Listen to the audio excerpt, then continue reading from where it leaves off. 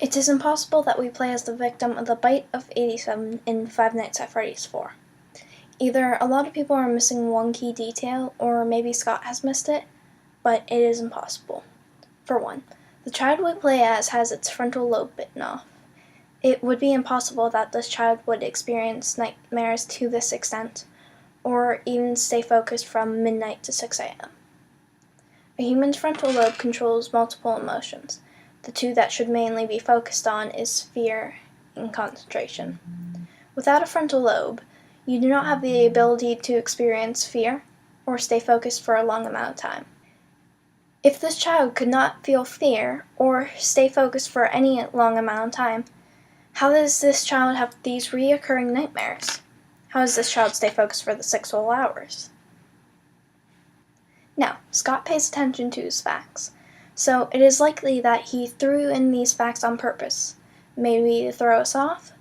There's 2 more facts that will come into play, one of them being the TV Easter egg in the second night minigame. It says, Fredbear's Family Diner, 1983. So, is this Scott's way of telling us that the year this game takes place in is 1983, not 1987? Sure, a lot of people will say, oh no, that's just the year the diner was opened.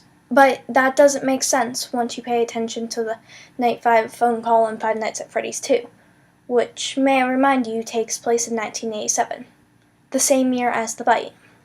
Close to the end of this night's phone call, the phone guy states, we are going to try to contact the original restaurant owner. I think the name of the place was Fredbear's Family Diner or something like that. It has been closed for years, though. I doubt we'll be able to track anybody down. If Fredbear's was closed for years before 1987, how could the child that we play as that was bitten in Fredbear's Family Diner be the child bitten in 1987? Another thing is, at the end of Night 6 in the 4th game, we hear a heart rate monitor flatlining, signaling that the child we play as has passed. We hear this, but the phone guy states in the first game, first night, they used to be allowed to walk around during the day too, but then there was the bite of 87. Yeah, it's amazing how the human body can live without the frontal lobe, you know? So, this proves that the victim of the bite of 87 had lived. If we hear the monitor flatlining, how could this child have lived? I mean, this is most likely a sign that Scott has showed us to tell us that this child had died. If the victim of the bite of 87 had lived, how could we be playing as it if our child dies?